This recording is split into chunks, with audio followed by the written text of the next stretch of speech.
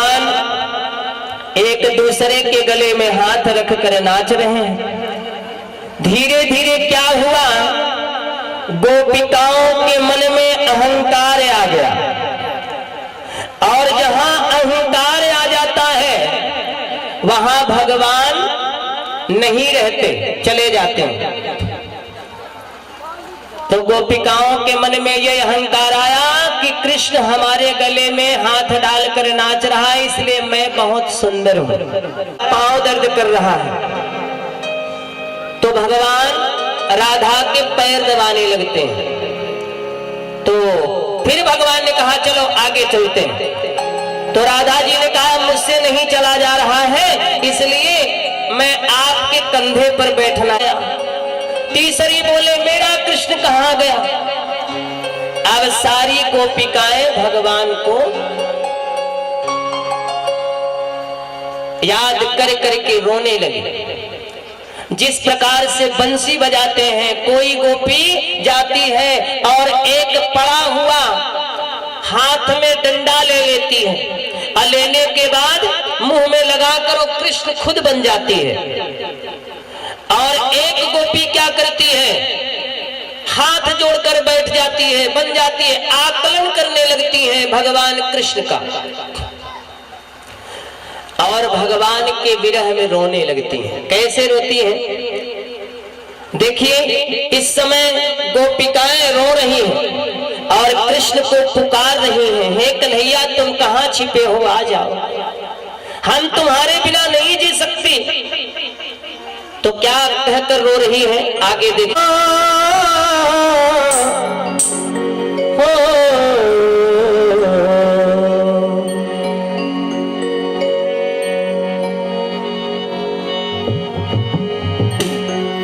अरे छुपा कहाँ हो, आजा चलिए, अरे आने वाले। रोती रहती है और कहती है कन्हैया कहाँ छुपा है, तू आजा, मैं तेरे बिना नहीं जी सकती गोपाल। कि छुपा का आजा चलिए, ओ मुरली वाले आजा,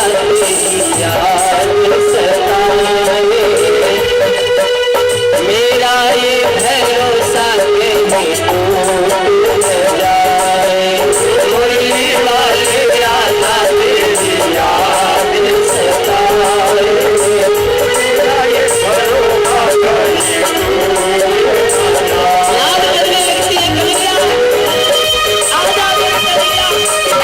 आजा मेरे श्याम,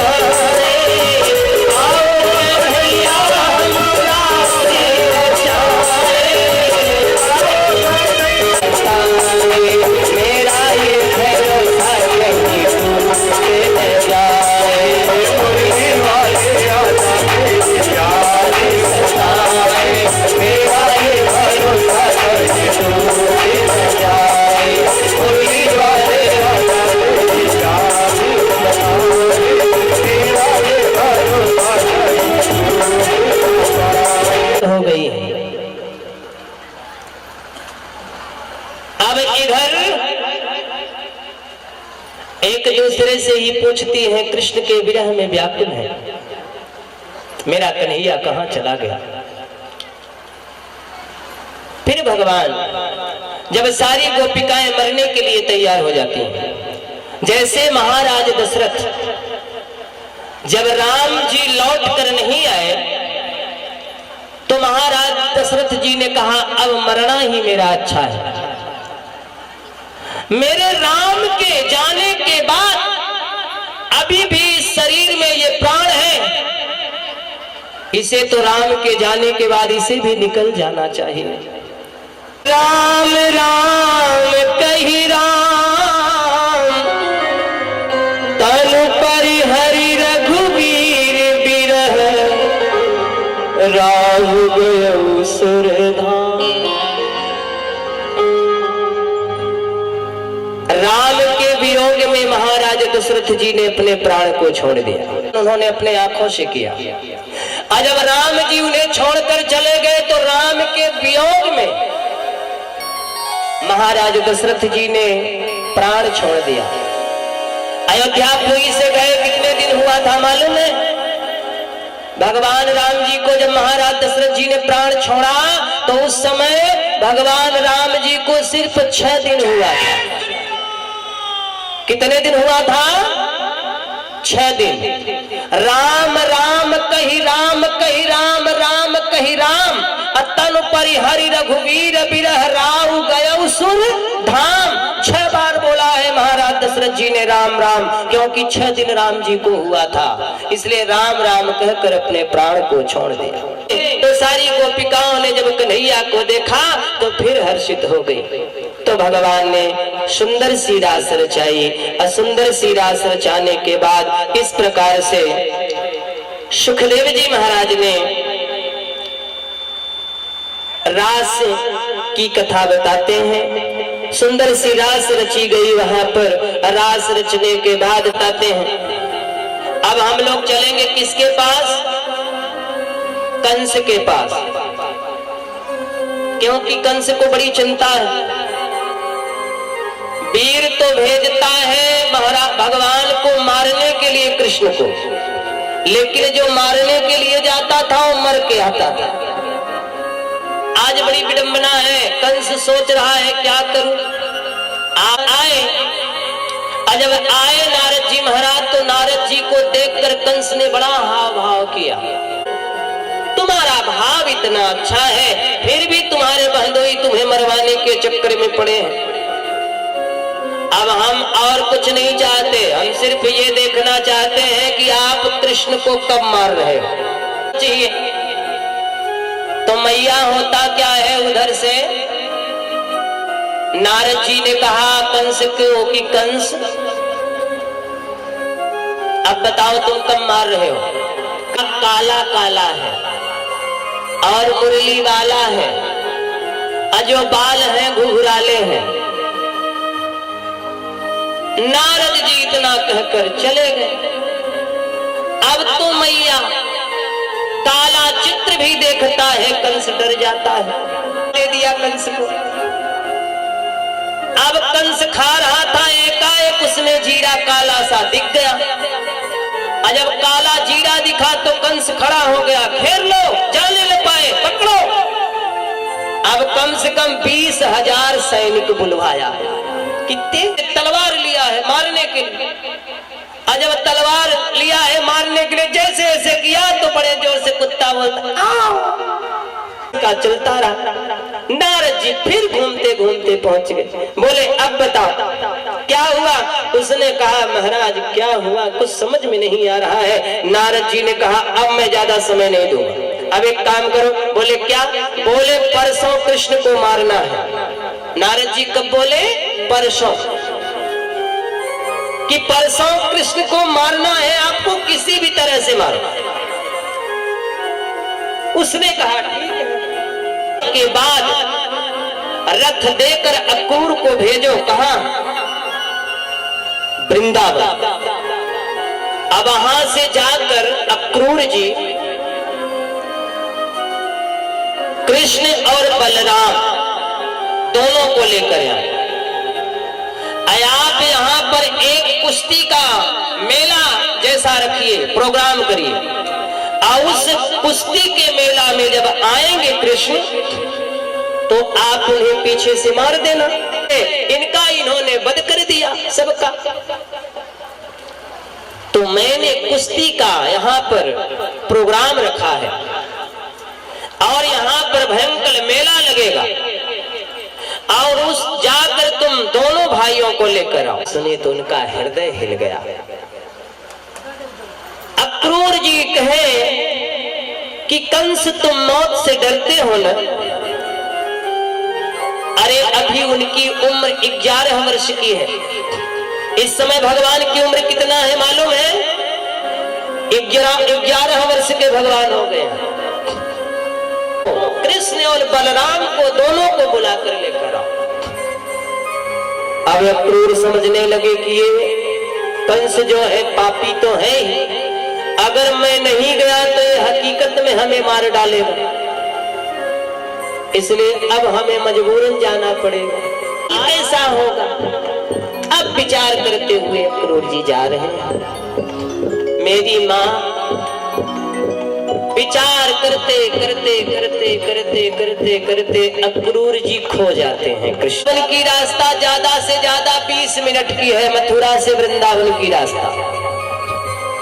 लेकिन रथ कहां पहुंच गया? दिल्ली पहुंच गया। अब अक्रूर जी को चेतना आई, खोए तो थे भगवान के याद में, और जब चेतना आई तो उन्होंने देखा रे ये तो दिल्ली लिखा है।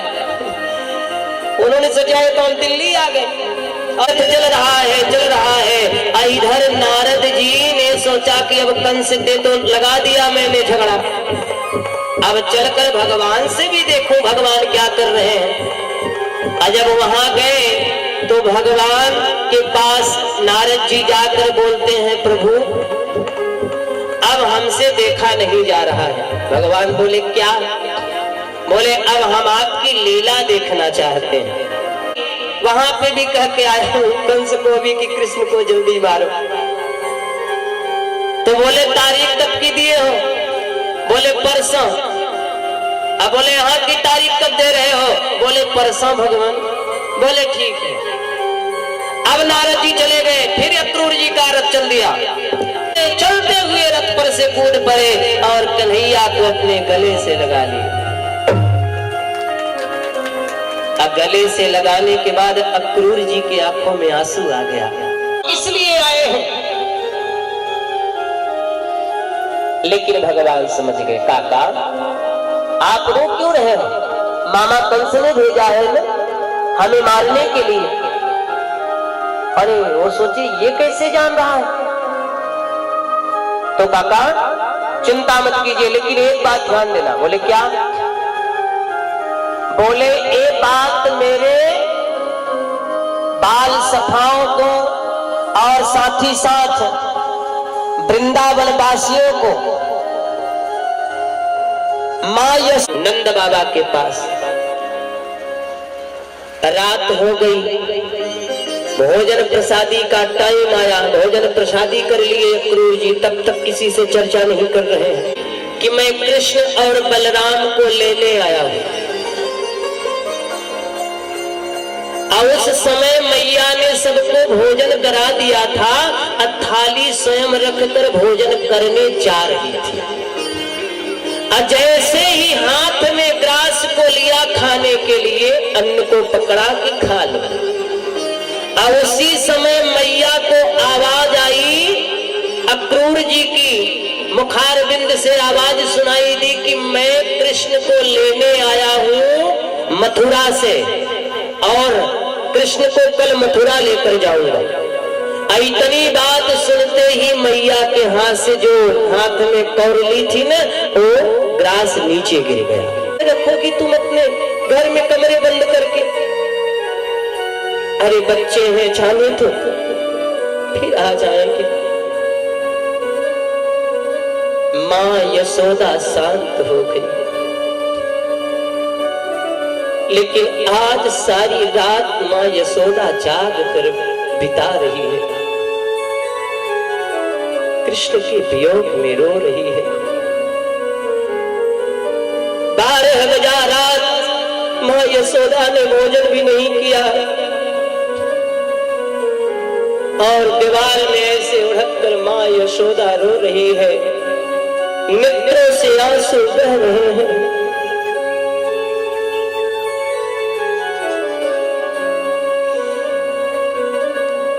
रात में मेरा गोपाल जाकर देखता है माँ क्या कर रही है। आकर जब कृष्ण ने देखा तो उस बिस्तरा पर माँ यशोदा नहीं थी। तब बड़े जोर से आवाज लगाते हैं, माँ, मैया, अरे तू कहाँ है? मैया यशोदा तू कहाँ है?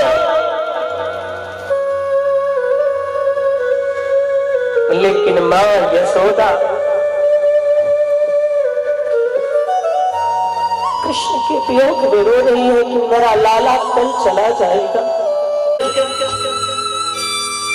मैं आ जाऊंगा। भगवान मैया को समझाते हैं। माँ कहती है कि तू कल चला जाएगा, मैं कैसे रहूंगी। लाला कि तू कल चला जाएगा, तेरी मैया कैसे रहेगी। याद तेरी आएगी लाला, मैं मरूंगी।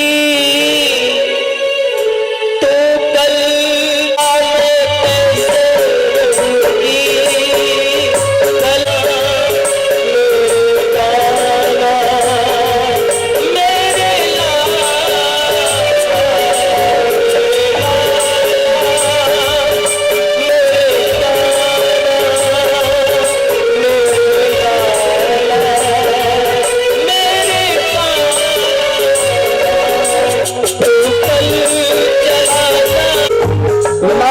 मेरे कैसे लगाती है लाला, मैं तेरे बिना नहीं रह पाऊंगी।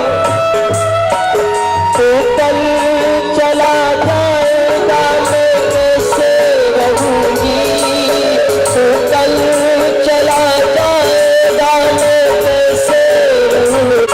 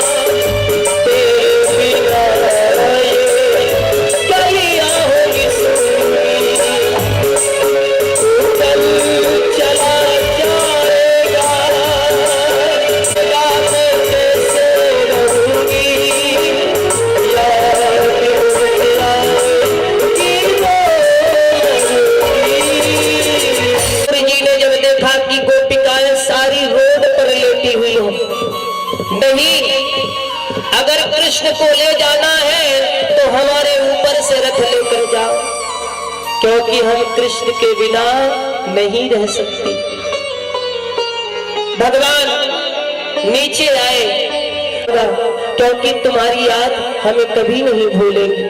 ब्रजवासियों को भी समझाया भगवान ने, और जब रथ फिर चला दिए तो पीछे से मैया चिल्लाते हुए, ओ तनी रोको रथ, तनी रोको, लाला रुक जाओ, लाला रुक जाओ। तुरंत नीचे आए और नीचे आने के बाद मैया को गले से लगा लिया। बोले मैया क्या बात है? मैया ने कहा लाला, आज हमें पता चला कि तू मेरा बेटा नहीं है, कृष्ण ने कहा कैसी बात करती है मैया? मैया ने कहा बेटा मुझे पता चला कि तू मेरा बेटा नहीं, तू तो देवकी का पुत्र है, लेकिन तू भी क्या सोचेगा कि माँ यशोदा ने एक मटकी के लिए हमें उखल में बांधी थी। एक मिट्टी की मटकी के बराबर भी मेरी कीमत मैया ने नहीं किया। अपनी मैया यशोदा को मत भूलना। भगवान कृष्ण ने मैया को गले से लगाया, मैया ये क्या कह रही है? जब तक इस शरीर में प्राण रहेगा माँ यशोदा को मैं कभी नहीं भूल पाऊंगा।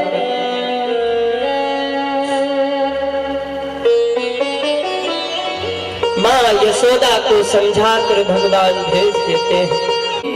रथ जो है पहुंच जाता है मथुरा। जब मथुरा रथ पहुंचा तो मथुरा में सबसे पहले भगवान जब पहुंचने लगे तो वहां फूलों की वर्षा होने लगी। जितने ब्रजवासी थे उन्होंने जब देखा से ब्रजवासी जो भगवान के मित्र हैं तो वह कहते हैं कन्हैया मामा ने कितनी सुंदर स्वागत किया है। तो भगवान भी अपने मन में सोचे कि ये ब्रजवासी इतने निर्छल हैं, इनको क्या मालूम कि मामा ने हमें मारने के लिए बुलाए हैं। जाते हैं धोबी घाट पड़ता है, जो कपड़ा धोते हैं धोबी, उनके यहाँ पहुंचे। घाट पर जब भगवान पहुंचे तो देखा कि जो भगवान के बाल सखा है ना उनके तन पर कपड़ा नहीं है। उसी दिन से भगवान ने भी काली कामली ही रखा, कपड़े को कभी नहीं पहना। सुखदेव जी महाराज कहते हैं परीक्षित जब मैया यशोदा कभी कभी भगवान कृष्ण को सजाती थी और जब जूता उता पहना कर भेजती थी तो भगवान जूता को उतार देते थे पादुका का और काली कामली ही ले लेते थे। अब वही बाल सखाओं के साथ में जाकर खेलते थे। अब आगे देखो, वो कंस का प्रेमी था। उसने कहा राम राम क्या बात है? तो भगवान ने कहा मामा मेरे मित्रों के पास कोई वस्त्र नहीं है, हो सके तो ये वस्त्र मेरे मित्रों को दे दो पहन ले। और कंस का धोबी था, कंस का कपड़ा लेकर आया था धोने के लिए। करेंगे उसके पहले मैं ही न कर दूं, इसलिए यहां से निकल जाओ। तो भगवान बोले क्या करोगे मामा? उसने कहा बताओ। भगवान बोले बताओ। तो जैसे ही वो लाठी लेकर दौड़ा भगवान को मारने के लिए तो ब्रजवासियों का प्रेम देखो, मार कन्हैया पीछे मत आना हम तेरे साथ में हैं। भगवान ने ये हाथ मारा कि धोबी जो था वहां का गोविंदाय नमो नमः हो गया। अब उसके कपड़े कहाँ होंगे? उनको जब चल रहे हैं घसीट रहा है नीचे, बड़े बड़े कपड़े का छोटे से बालक। धीरे धीरे मैया क्या हुआ पहुंच गए एक दर्जी के पास। और जब दर्जी के पास पहुंचे तो दर्जी कपड़ा सी रहा था। भगवान ठाकुर जी का बड़ा भक्त था कृष्ण का। तो भगवान पहुंचे तो बोले मामा राम राम। बोला राम राम राम राम। आओ प्रभु आओ बैठो। धोबी बैठाया। अच्छा भगवान के सब प्रेमी ही नहीं होते हैं, कुछ विरोधी भी होते हैं। जैसे कलयुग समझो अपना जीवन व्यर्थ कर लिया है, करना है पंथ का स्मरण नहीं करना है, ठीक है। तो भक्तों इधर भगवान दर्जी के पास गए। दर्जी ने तुरंत कपड़ा सीना प्रारंभ किया। वो बाल सखा जो थे ना उनके तार का सी दिया। और जब तार माला न हो तो शोभा नहीं बढ़ती। तो भगवान में तुलसी का माला जहाँ बिकता है वहां गए और अपने बाल सखाओं को एक एक माला दिलवाए, सब दे दिए। अब उधर से भगवान चल दिए तो जाते जाते एक कुब्जा नाम की नारी थी और वो बेचारी बहुत काली थी, ठीक है। तो जब काली थी तो अपना चेहरा हमेशा ढक कर रखती थी, करने के लिए आगे खड़े हो गए और बेचारी अपना मुख ढककर चंदन लेकर जा रही थी कंस के पास, क्योंकि कंस जो है वो कुब्जा जो है ना चंदन बहुत बढ़िया घिसती थी और उसके चंदन को कंस लगाता था अपने मस्तक पर। तो आज कुब्जा जो निकली तो भगवान इस रास्ते से कुब्जा आ रही थी और उस रास्ते से भगवान आ रहे थे। अब तुरंत क्या हुआ, दोनों का मिलन हो गया। जब दोनों का मिलन हो गया तो इधर होता जाके आगे हो जाते। तो कुब्जा से कहते हैं, सुंदरी तुम कौन हो, तुम्हारा नाम क्या है? वो बेचारी सोची, आज तक लोग हमारा मुख देखने के लिए लोग घृणा करते हैं, लेकिन ये हमें सुंदरी कह रहे हैं। वो भी पहली बार उसने कहा, महाराज मेरा नाम कुब्जा है, मेरा मुंह देखना लोग अच्छा नहीं समझते। तो भगवान ने कहा थोड़ा मुख दिखाओ न। उसने कहा नहीं नहीं, मैं अपना मुख नहीं दिखाऊंगी। भगवान बोले आज तो मुख दिखाना पड़ेगा। उसने कहा नहीं, मैं मुख नहीं खोलूंगी, मेरा मुख नहीं देखते लोग, मैं बहुत काली हूँ। तो भगवान बोले ये क्या हाथ में ली हो? उसने कहा चंदन।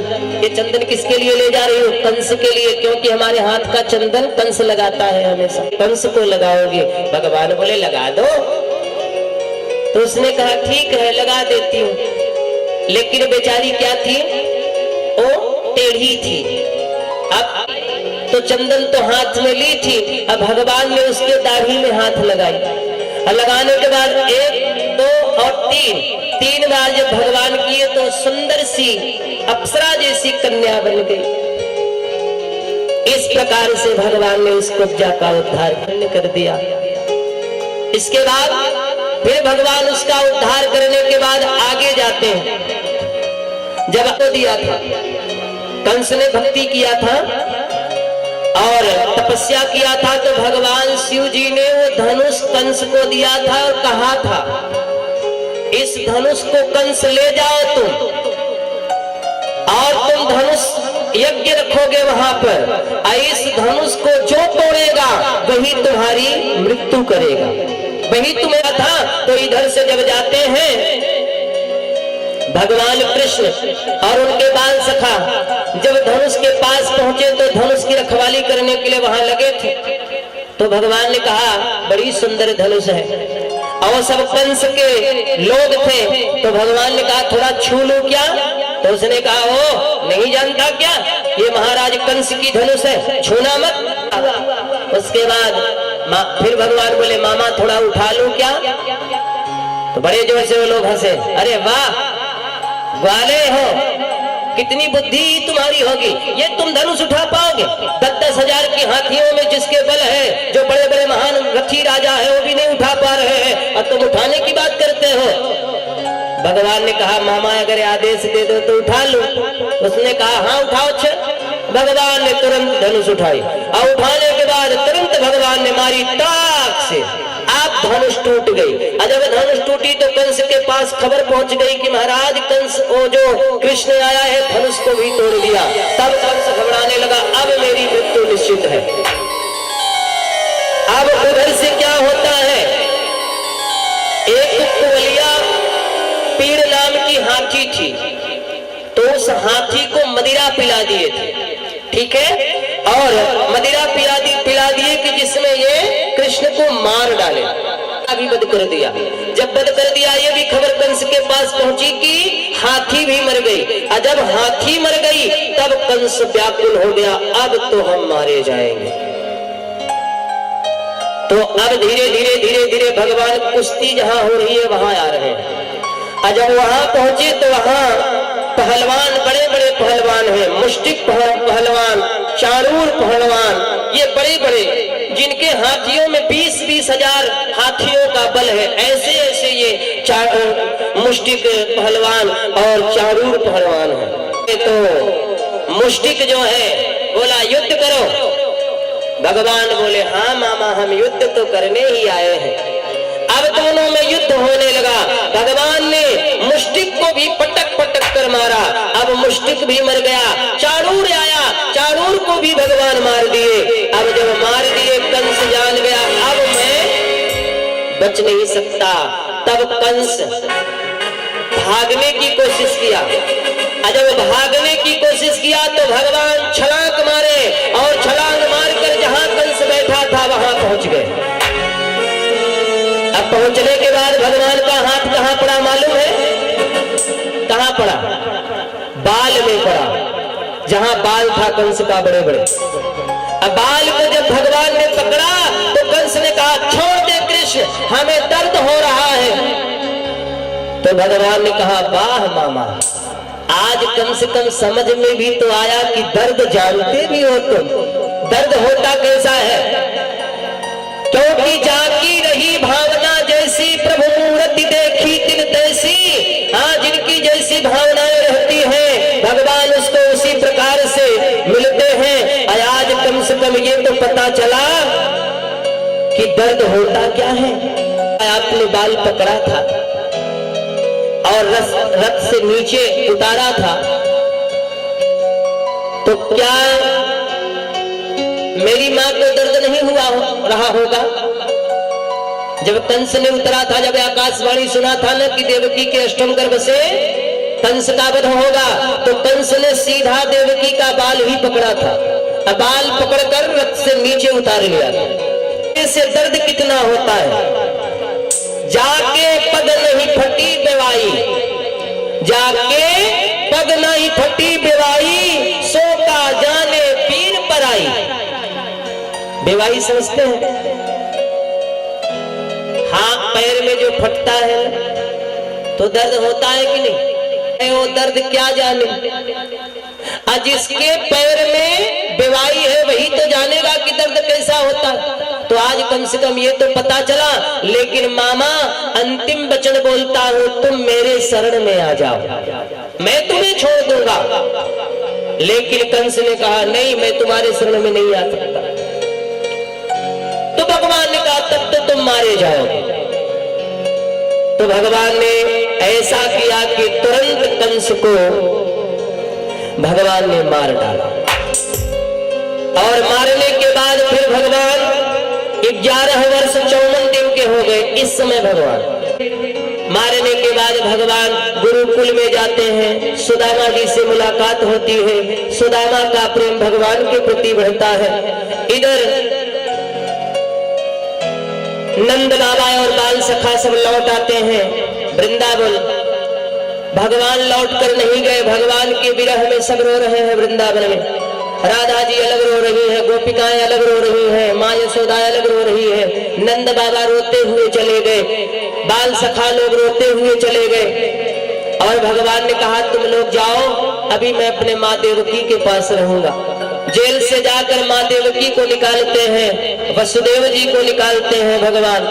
उसके बाद माँ देवकी एक दिन भोजन बनाई। अब भोजन बनाकर जब कन्हैया को दिया तो कन्हैया को अपने वृंदावन वासियों की याद आई। भगवान रो रहे थे, भोजन नहीं कर रहे थे। तो माँ रहता है, जाओ पूछो किस लिए रो रहा है। उन्होंने कहा, देखो मैं क्या जानूं किस लिए रो रहा है, क्योंकि मैं तो कभी उसे देखा नहीं है।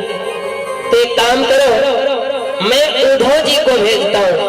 उद्धव जी को भगवान के पास भेजे तो उद्धव जी से भगवान कहते हैं, क्या बताऊं, मुझे ब्रजवासियों की बड़ी याद आती है। ब्रजवासी जो हैं हमें बहुत याद करते हैं कि यहाँ सब भगवान के विरह में रो रहे हैं। बाल सखा लोग जिस रास्ते से भगवान गए थे उसी रास्ते में बैठकर याद कर रहे हैं, कन्हैया आ जाएगा, आ जाएगा, याद कर करके बैठे हैं। लेकिन कन्हैया नहीं आए। उद्धव जी पहुंचे। उद्धव जी को देखकर सारे भगवान के बाल सखा निराश हो जाते हैं। इतने दिनों के बाद तुम्हें भेजा है, उसे हमारी याद नहीं आई। समय बीतता गया। अब आइए, धीरे धीरे भगवान ने सारी लीलाएं की। लीला करने के बाद फिर भगवान ने क्या किया, सुखदेव जी महाराज ने कहा, पुरी में भगवान रहने लगे। आज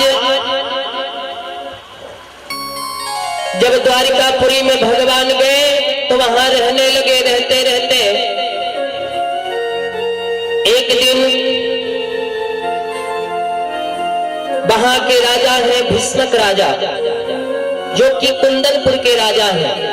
के पास पुत्र तो है लेकिन पुत्रियां नहीं है। तो आज भीष्मक राजा ने देखा कि पुष्प पर एक कन्या बैठी है। दौड़ कर गए और उस कन्या को लेकर भीष्मक राजा अपने घर आए, क्योंकि लक्ष्मी का जन्म नहीं होता, लक्ष्मी स्वयं प्रकट होती है, किसी के गर्भ से जन्म नहीं लेती माता लक्ष्मी। तो ये रुक्मिणी कौन है? माता लक्ष्मी है। सीता जी कौन है?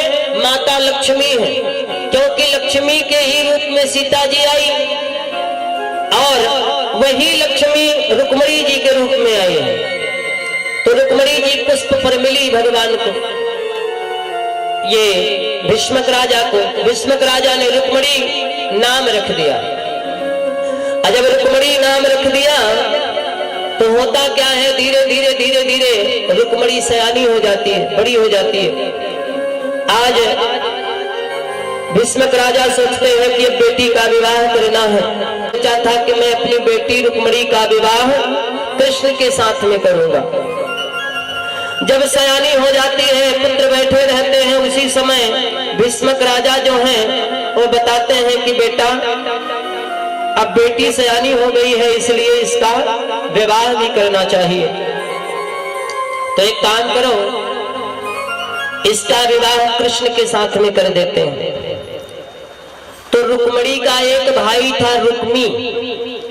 अब रुक्मी ने तुरंत कहा ऐसे कैसा, नहीं करूंगा, कुछ भी हो जाए तो मैं विवाह नहीं कर सकता।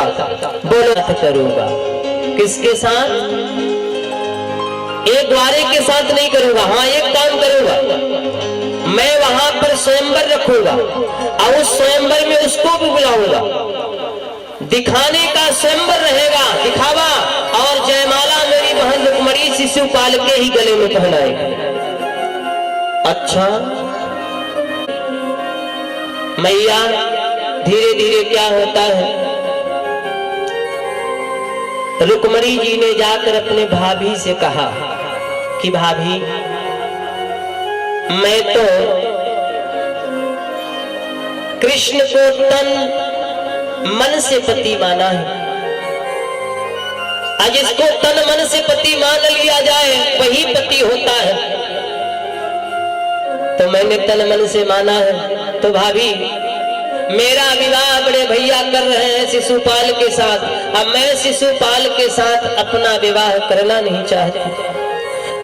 और पंडित जी लेकर के जाएंगे, कृष्ण को देंगे और कृष्ण वहां से आएंगे। हमारे यहाँ का हमेशा का नियम है, जब बेटी का विवाह होता है तो बेटी पहले कात्यायनी माता के मंदिर में जाती है, ठीक, और कात्यायनी माता का पूजन करती है। उसी समय तो कृष्ण को बुला लेना।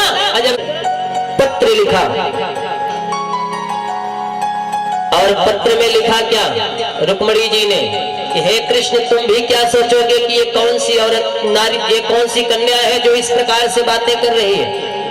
पहली बात तो ये है कि मैं आपको बहुत प्रेम करती हूँ, आपको देखा तो नहीं है लेकिन आपसे प्रेम करती हूँ। और दूसरी बात यह है कि अगर मेरा विवाह आपके साथ नहीं हुआ तो मैं अपने प्राण को भी दे दूंगी। मैं वहीं पूजा करने आऊंगी और वहीं आपके गले में कात्यायनी माता के दरबार में उनके सामने आपके गले में जयमाला पहनाऊंगी। आप वहीं से हमें लेकर द्वारिकापुरी चले आना। भगवान कृष्ण पंडित जी को उन्होंने दिया रुक्मिणी जी ने कि ब्राह्मण देवता ये पत्र जो है कृष्ण को देकर आओ द्वारिकापुरी। अब इधर पंडित जी पत्रिका लिए, अब पत्रिका लेने के बाद चल दिए। अब पंडित जी लोग करने के बाद उन्होंने ये पत्रिका ठिका दिया कि ऐसा है, ये पत्रिका जो है आप पढ़िए। भगवान पढ़े, जब भगवान ने पढ़ा तो सोचा कि अरे बाप रे बाप, ये तो गलत हो जाएगा। तो भगवान ने तुरंत पंडित जी को रथ पर बैठाया और रथ को लेकर चल दिए। जब रथ को लेकर चल दिए तो उधर बड़े भैया बलराम मिल गए। और जब बड़े भैया बलराम मिल गए तो उन्होंने कहा, अरे कन्हैया तू जाता कहाँ है? तो भगवान कृष्ण ने कहा, उहू। बोले उहू? रात में आया मुरली वाला रे, मेरे दिल में बस गयो श्याम जसोदे वाला रे, मेरे मन में बस गयो श्याम जसोदे वाला रे।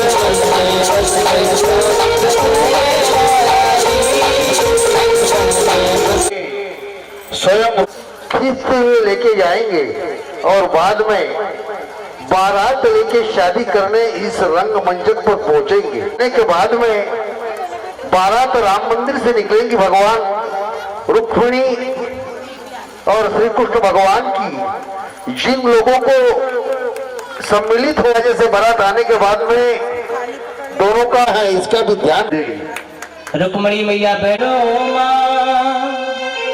मझधार में अटकी हूँ, बेड़ा पार करो माँ, बेड़ा पार करो माँ। जय माता त्यागी, जय माता करती हूँ तुम्हारा मैं स्वीकार करो माँ, मझधार में अटकी हूँ बेड़ा पार करो माँ, बेड़ा पार करो माँ। जय माता जय माता जय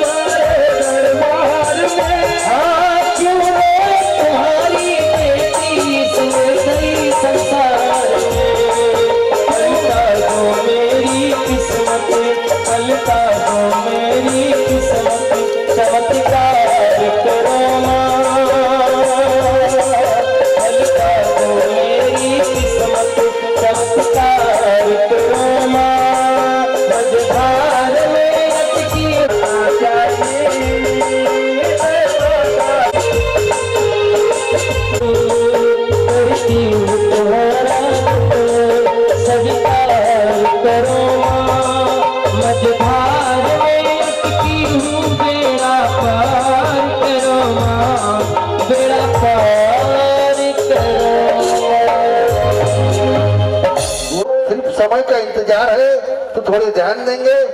रुक्मिणी माता से हम निवेदन खप्पर वाली तेरी गुण गाए, जय हो आरती हो मैया हम सब उतारे तेरी आरती।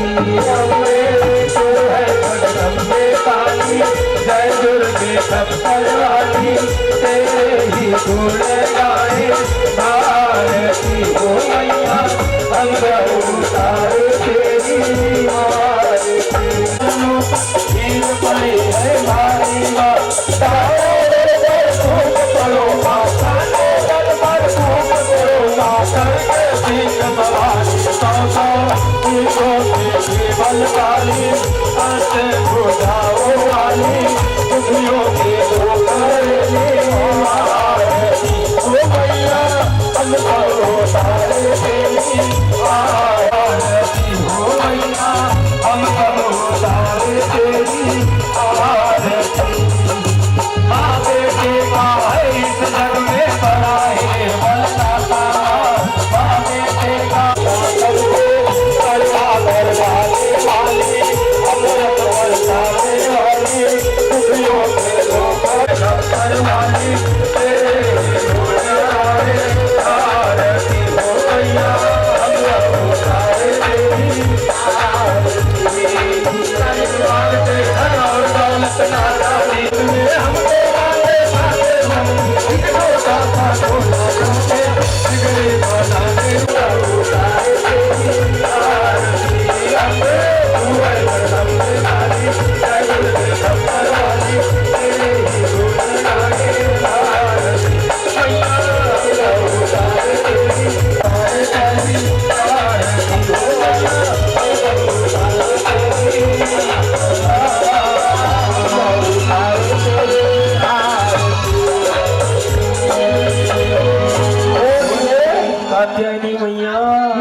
जय। भगवान श्री कृष्ण स्वयं रुक्मिणी को अपने साथ में भगाते हुए जा रहे हैं। ध्यान दो, चौकी की तरफ ध्यान दो, दादा की तरफ ध्यान दो।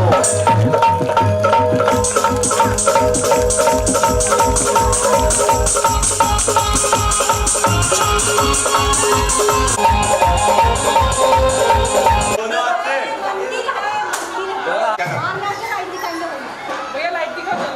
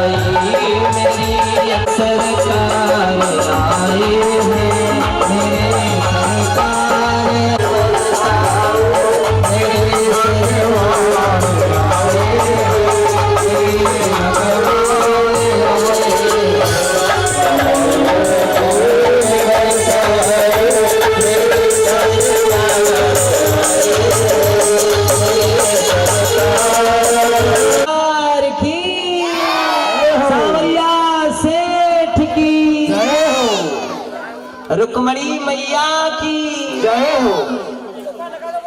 तनो हरिः हरिः ॐ ॐ द्यौः शान्तिरन्तरिक्षगुं शान्तिः पृथिवी शान्तिरापः शान्तिरोगादयः शान्तिः वनस्पतयः शान्तिर्विश्वे देवाः शान्ति ब्रह्म शान्तिः सर्वगुं शान्तिः शान्तिरेव गुरु प्रजाभ्यो भयन्नः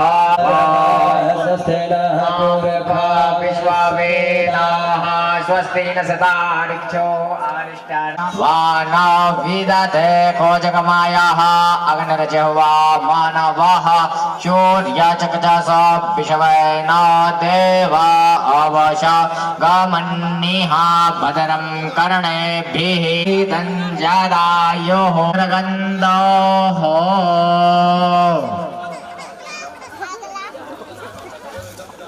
हरि ओम मंगलम भगवान पुंडरीकाक्षो मंगलाय तनो हरिः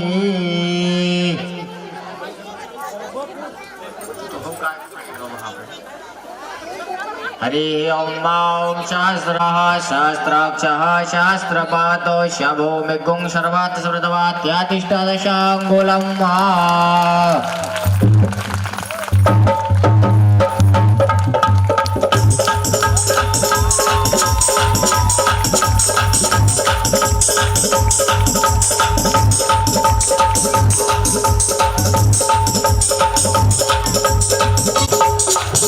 अब आप लोग कन्यादान करें। जिस प्रकार से हम और आप अपनी बेटी बेटे का विवाह, आप लोग कन्यादान न करें तो ऐसा मत करना, करते रहना। गीत पर भी ध्यान देना। को दिया कि हाथ सीता राम को दिया, जनक राजा देंगे और क्या,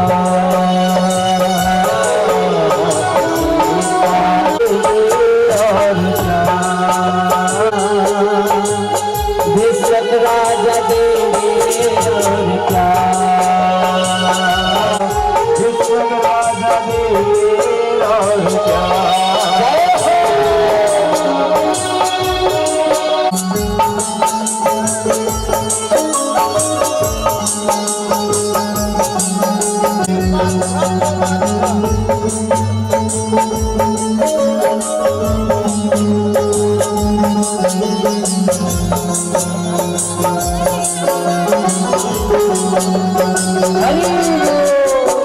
राधे राधे।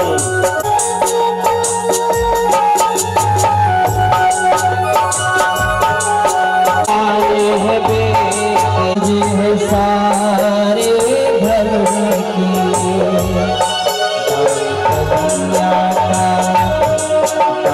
कन्या का जिसने दिया,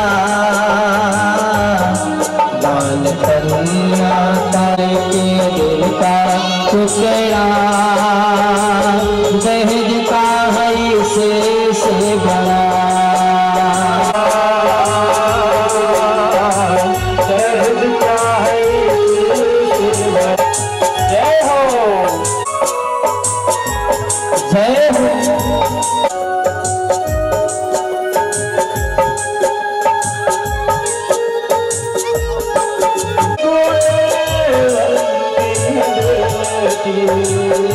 इसके आगे क्या कोई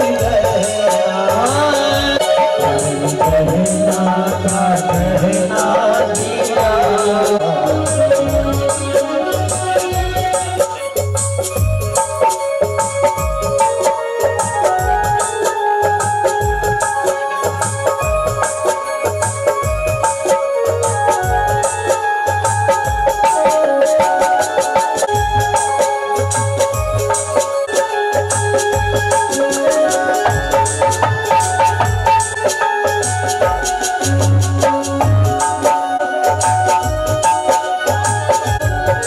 आराम आराम से भक्ति करेंगे हाँ। जनक राजा देवे और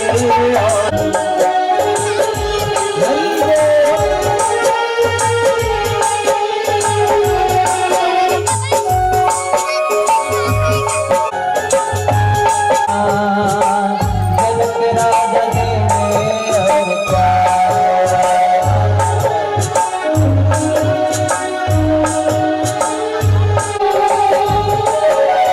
पांव पखारी करते रहेंगे भगवान कृष्ण की और माता रुक्मिणी जी की।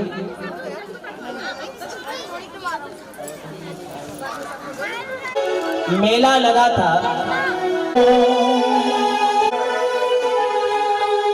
कि अयोध्या में मेला लगा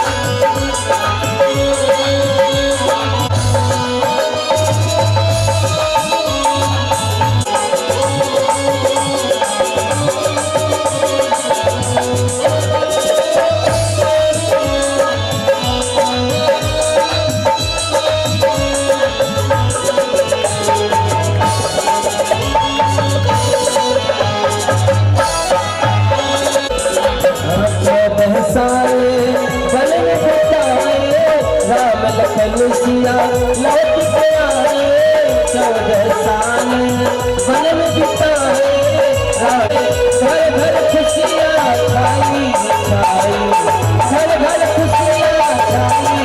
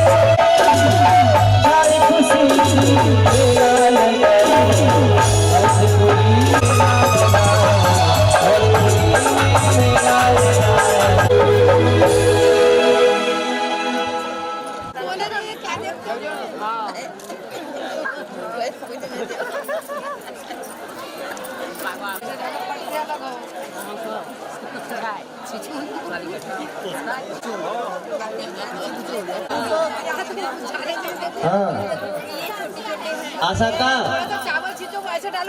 पब्लिक भी जास्ती आहे हो खरं खरं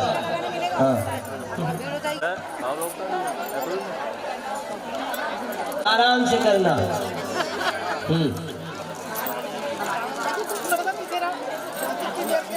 न हो और इत्मीनान से।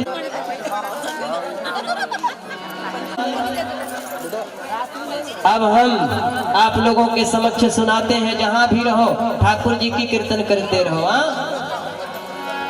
जिस जहां भी रहो, जिस क्षण रहो, तो भगवान को जपते रहो। रमण राधा रमण राधा राधा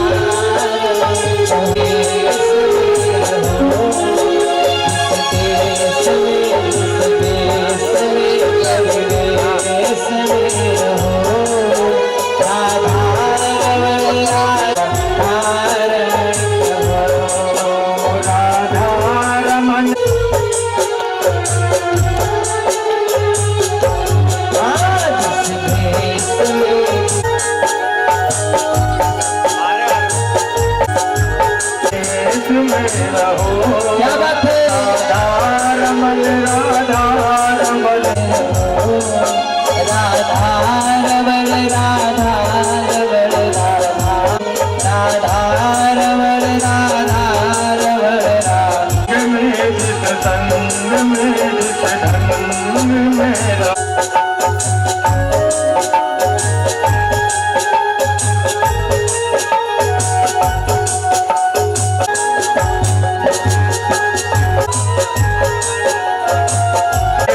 भोग में जिस योग में रहो रमन कहो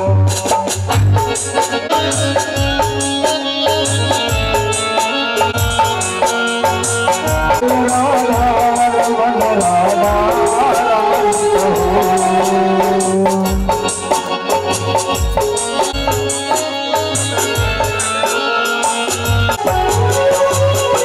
जिस काम में जिस धाम में जिस ग्राम राधा रमन राधा रमन कहो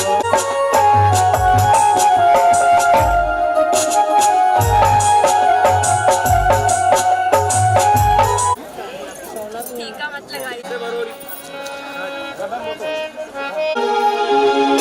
मेरो तारो तारो यमुना जी को राधा रानी लागे रानी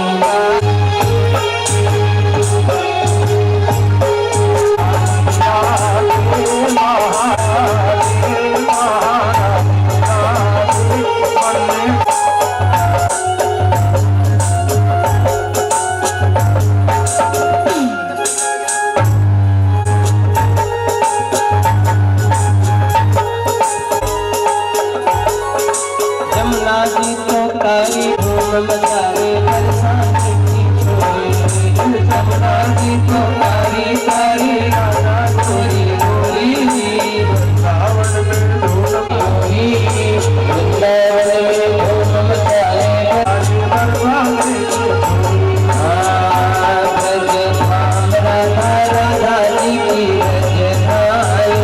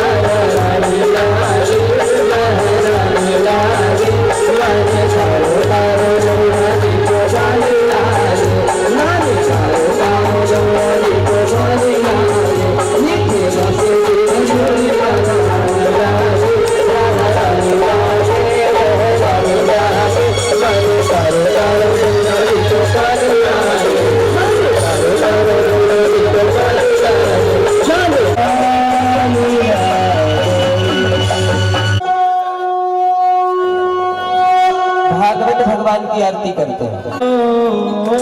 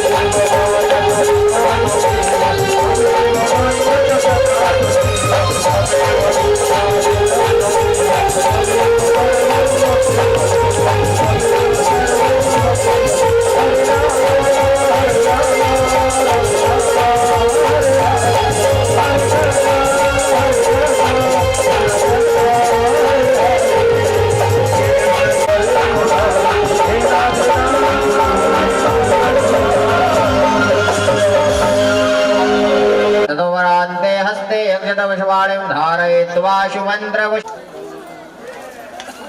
हरिः ॐ जगनेन जगमाय जन्ता देवास्तानि धर्माणि प्रथमानि ॐ स्वस्ति साम्राज्यं भोज्यं सौराज्यं पारमेष्ठ्यं राज्यमाधिपतमयं शमन्तपर्यायै स्यात् ॐ नानाशुगन्धपुष्पाणि यथा कालोद्भवानि च पुष्पाणि परिवाराय शक्तिकायै मन्त्रपुष्पाञ्जलिं समर्पयामि।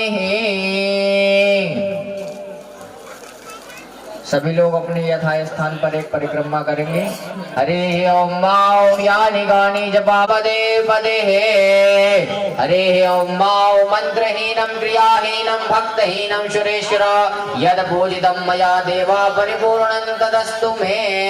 अपराध सहस्राणि नियन्त्रे निखिलेश्वरे देव पूजां क्षमायाचां क्षम्यतां परमेश्वर लाल की वृंदावन बिहारी लाल की राधा रानी सरकार की राजा रामचंद्र भगवान की हमारे व्यास जी महाराज की धर्म की अधर्म का प्राणियों में विश्व का गौ माता की समस्त भारत वर्ष में गौ हत्या भगवती राजराजेश्वरी मैया की भगवती त्रिपुर सुंदरी मैया की जगदम्बा महारानी की धर्म सम्राट जगत गुरु शंकराचार्य भगवान की अपने अपने माता पिता गुरुदेव भगवान की माता नर्मदे।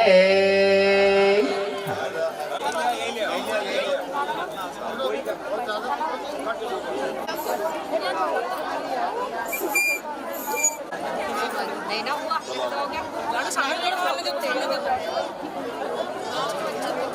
सबके खिंचना भैया, सब लोग इतने आ रहे हैं। ओम और के श्री चरणों में जो प्रसाद